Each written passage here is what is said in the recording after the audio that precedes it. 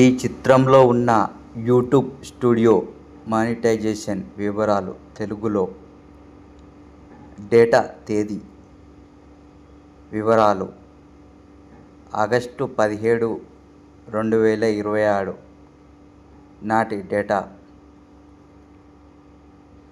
గత 90 రోజుల్లో 3 వీడియోలు అప్లోడ్ పూర్తి అయ్యాయి.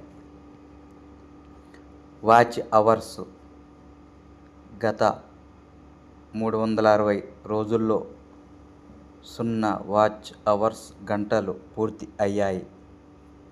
మొత్తం 4000 గంటలు కావాలి.